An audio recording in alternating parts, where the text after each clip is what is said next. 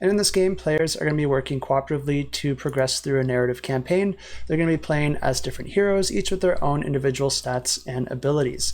And this game does take place in history during the Hussite Wars, which was part of the European religious wars and the Crusades. The game does have a few different paths to victory, so it's going to be up to the players to decide what steps they want to take forward and what they want to define as a success as the game's narrative evolves. But along the way, you'll find all sorts of events and characters to interact with and side quests to explore. And because there's so many different branches to the narrative, this game does use a companion app, and that's going to keep track of the different decisions that the players make, as well as their outcome and the different events that will happen in the future based on what the players have done so far. And each player is going to have 3 actions to spend on their turn, and you can use those actions to do different things like move around onto the different tiles on the board, interact with the board in different ways, or help the other players. And when you're interacting with the board, you're going to have all sorts of tokens, characters, enemies, guards, and points of interest to interact with, and each of these will require a skill check in order to determine your success, and the different stats that the players have will be able to help with those skill checks. So depending on the makeup of your character, or if another player is able to help you, that can really change the outcome of the different decisions, so you'll really want to take that into consideration for the events that you really don't want to fail.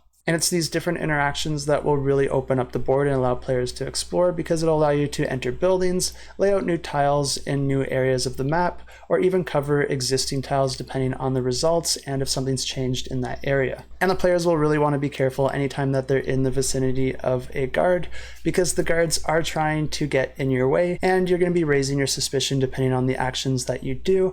But luckily, at the end of each turn, there is a refresh phase where your suspicion will cool down and your stamina will be refreshed along with your 3 actions. And if this one does sound interesting to you, definitely go ahead and check out the campaign and sign up to get notified, because it will get you a free extra character added to your pledge. And one other thing I wanted to point out is that this game is fully narrated by professional actors, and I did listen to some of it. It sounded really solid. So if you're not so much into reading a narrative, but you do enjoy hearing it, that is always an option.